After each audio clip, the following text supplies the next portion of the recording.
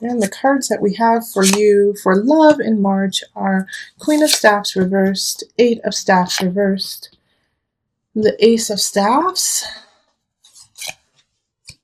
Five of Pentacles that keeps coming up, Three of Swords reversed, and the King of Staffs reversed.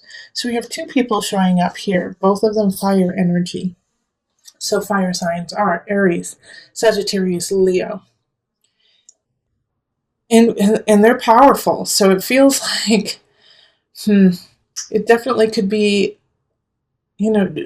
possible love interests that are coming in.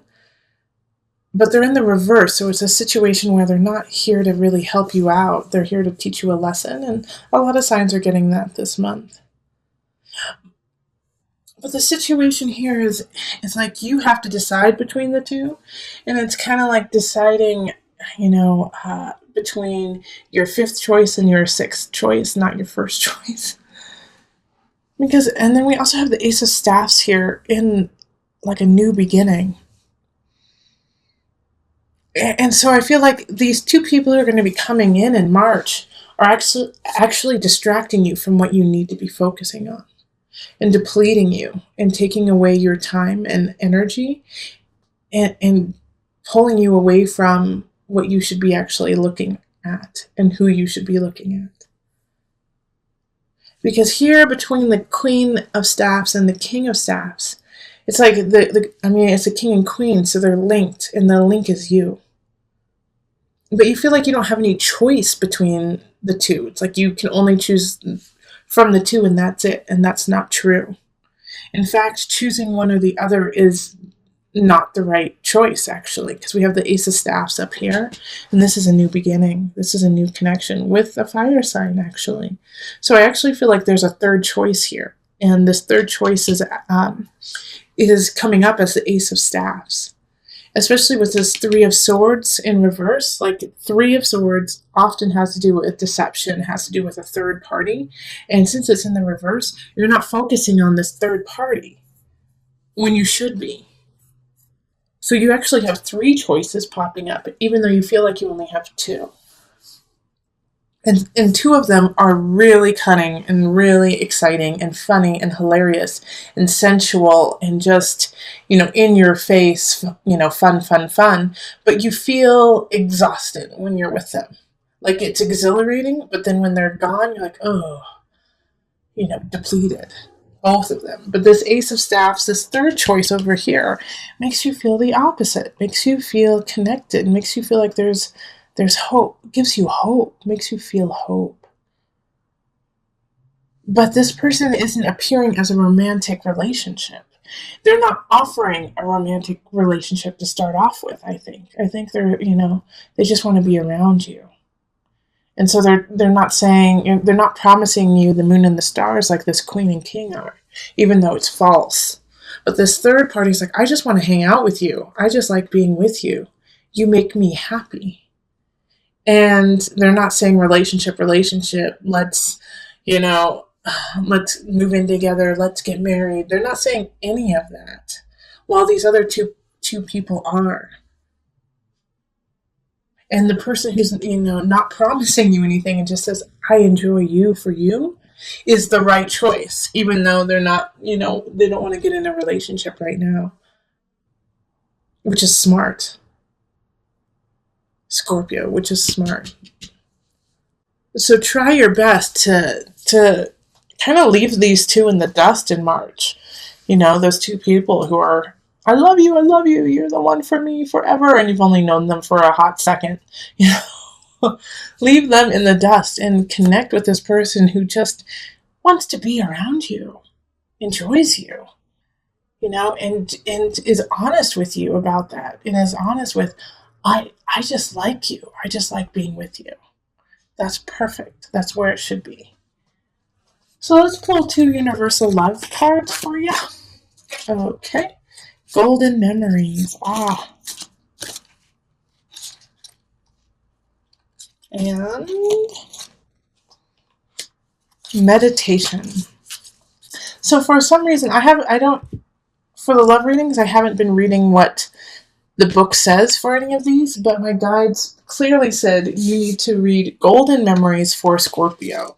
So I'm going to just listen to them and read it to you. For some reason, you need to hear this because they can say it better than I. So, golden memories. Someone is thinking fondly of you this very moment, reflecting on golden memories, past and precious moments spent together. He or she is someone dear to you who has passed into the world of spirit. They want you to know that all is well and that time and space cannot separate that which is united through love. For the loving presence of those we love is always with us. A part of them lives in your heart, and a part of us lives in theirs. We all leave our physical body at some point, but we never leave our spirit. Oh gosh, like that almost brings tears to me for you, Scorpio. Oh gosh, yeah. So here, let me just expand on that. And that I am so thankful to my guides for sending that, to me, to you. Because this Queen of Staffs and this King of Staffs are going to play on a wound, are going to play on this part of you that feels a little empty from this loss. That's going to, they're going to try to, they're going to pretend to fill the void for you. All right. And this void is not something that needs to be filled by them. It is something that needs to be honored and cherished as a connection with someone else that you can no longer have. And this third party over here, this third connection, just is and feels your heart. And it's not in a way of feeling a void. It's like this separate feeling of like they're home. It's not about feeling a void. It's that they feel like home. So if you feel conflicted, if you feel confused, like that you have no choices, Scorpio, then this is where the meditation comes in. Sit with yourself and sit with your ancestors, sit with your guides, and let them speak to you and hear them. Okay? So let's go on to the couple reading. Hello, my Scorpio couples. How are you? All right, so let's get into this. This is for a Scorpio couple, so at least one of the people should be a Scorpio in order to watch this. All right, so we're going to call in the highest of light, the highest of energy to guide us, calling in the divine. What's going on for my Scorpio couples? What's happening in their realm? Okay.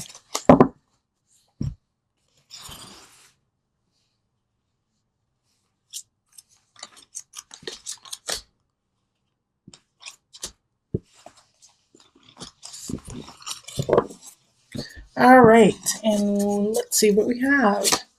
We have the Page of Staffs reversed. We have the Wheel of Fortune reversed. We have the Four of Cups reversed. Then we have the Eight of Swords, Seven of Pentacles reversed, and the Four of Staffs reversed. Okay. So first and foremost, let me just say you are not alone. Looking at this reading, it's very similar to a lot of the other signs, actually. And we are all connected, so that's why. But I have this Page of Staffs energy, and so those who are married or not even married, who are just a couple and have a child together, you're going to have some tough times with that kiddo. Okay, they're going through a tough month, and it's going to affect your relationship. All right, and you're going to blame yourself. Of course, you're going to say, "What did we do wrong? How come they're not thriving? It must be our fault. We didn't plan right." And you're going to create like this whole thing of it's our fault that our child is going through a huge, transformation. And then you're going to feel kind of like, what do we do now? How are we going to solve this? And the first thing you're going to have to do is stop it. Stop this. Like, what did we do wrong? How can we solve this? And just be present with your child, okay? And be present together, because the relationship is going to get rocky if you guys go through that self-deprecation of like, we are horrible parents. Maybe we shouldn't even be together. Obviously, co-parenting together, we're not doing great. But the truth is, no, you just need to relax, okay? You need to relax and get yourself out of that mindset and be present. That's the big part of this. Now, if you don't have a child, somebody's going to be acting like a child in the relationship. And once again, you have to be present for this, because a Page of Staffs in reverse is either receiving a message that uh, is emotionally charged, like that fires you up, that makes you angry, that makes you really anxious, but just kind of throws you for a loop and makes you kind of go into a tizzy. Or it's a child, a child who is going through like like an emotional kind of personal issue that causes them to act out, that causes them to release anger and act out in anger, and maybe even be kind of like a joker in a way, and try to cover it through comedy, through acting like a goof, so much so that they put themselves in danger. Okay? But with the Wheel of Fortune in reverse, the Wheel of Fortune always is turning. So you have the tools that you need to get through this, because you've been through this before. It's just now you're kind of on the downward slope, but that will move back up to the upward slope. But you have to push it there,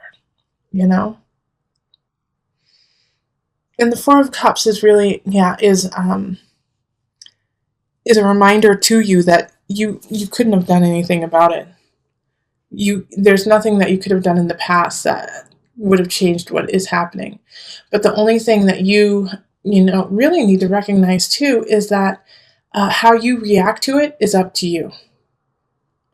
All right, Eight of Swords is warning that you are going to create that prison and create that situation where you are hating on yourself and that you can't get out of it.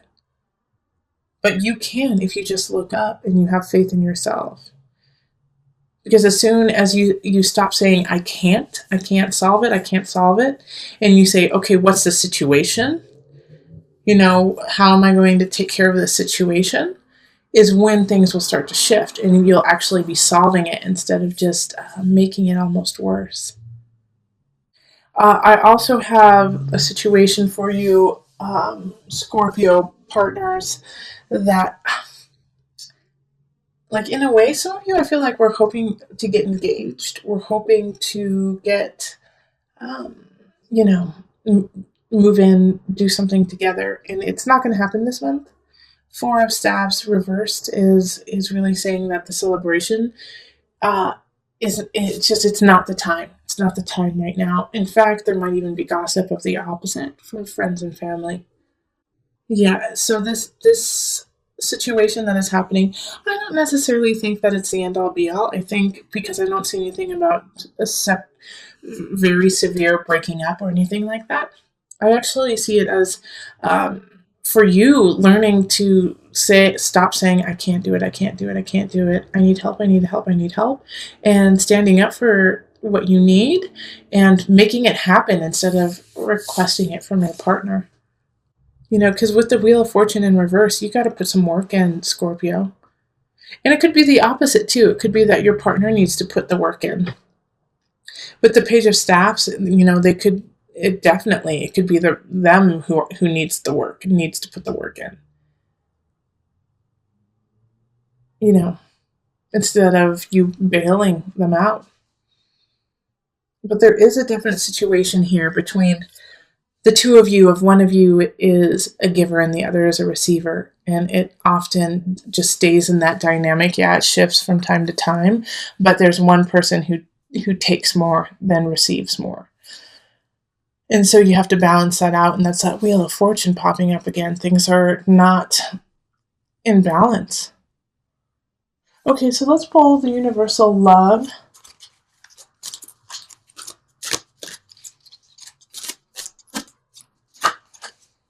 All right, so physical body and abundance. Okay, lovely, Scorpio.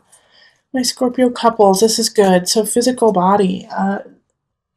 So the situation that's popping up here, you may actually feel sick in March. You may actually feel like ill, get like a cold or the sniffles because of trying to figure out what to do and how to solve it. But as soon as you kind of detox the situation, detox what's happening, man, you guys are going to be awesome. You guys are going to be the bomb. Because abundance is there. You are so fulfilled with each other and with yourself. So this detox that's happening, is going to be really important. And like I was saying before, that, one of you guys is kind of a giver and the other's a receiver. And so finally you're going to find a balance, because even if somebody is receiving all the time, after a while, that person starts to get bitter and spiteful that this person is giving them so much. And they're like, well, would they just stop already? Would they just stop giving me the world? Because there's a part that is so satisfying to also give. And so if you're always receiving and you don't have space to actually give, then it also feels incomplete. So if you're on that side of like telling your partner to be like, you know what, just stop. Let me do this. Let me do this so that I can help you out too. All right. And if you are the one who is giving, just saying, hey, you know what? I don't have the capacity right now to do that. I don't have the capacity. Will you help me?